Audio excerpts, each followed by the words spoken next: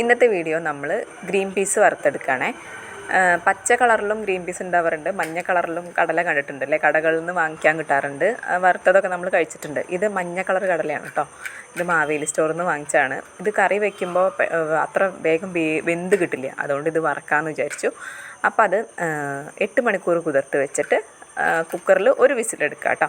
എന്നിട്ട് അത് നല്ലോണം വെള്ളമൊക്കെ വാർന്ന് നല്ലോണം തുടച്ചെടുക്കുക, ഇതുപോലെ തുടച്ചെടുക്കുക. എന്നിട്ട് ഒരു ചീനച്ചട്ടി വെച്ചിട്ട് സ്റ്റവ് കത്തിച്ച് വെളിച്ചെണ്ണ ഒഴിക്കുക. അതിലേക്ക് കുറേശ്ശെ ആയിട്ട് കടല ഇടുക.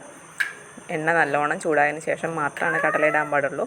കുറേശ്ശെ ഓരോ ബൗളായിട്ട് എടുത്തിട്ട് കടല ഇടുക. എന്താണെന്ന് വെച്ച് കഴിഞ്ഞാൽ അതിൻ്റെ മൂപ്പനുസരിച്ചിട്ട് അടുത്ത കടലയും വറുത്തെടുത്താൽ മതി, അടുത്തതിടുന്ന കടലയും വറുത്തെടുത്താൽ മതി.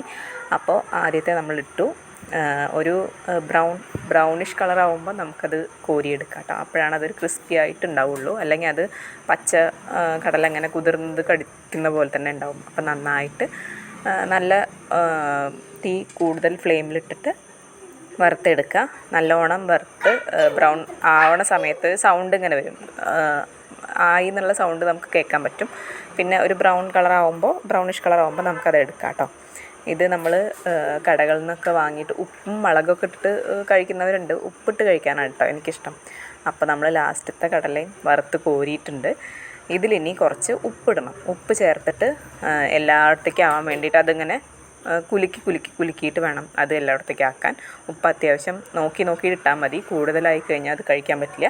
കുറച്ച് ഉപ്പിട്ടിട്ട് പിന്നെ നമ്മൾ എല്ലാം കൂടി ചേർത്തിട്ട് പിന്നെ നോക്കിയിട്ട് ഇട്ടാൽ മതി കേട്ടോ. അങ്ങനെ അതൊക്കെ ചേർത്ത് കടല റെഡി ആയിട്ടുണ്ട്. മക്കൾക്കൊക്കെ നല്ല ഇഷ്ടമാവും. എല്ലാവരും വീട്ടിൽ ട്രൈ ചെയ്ത് വെക്കുക.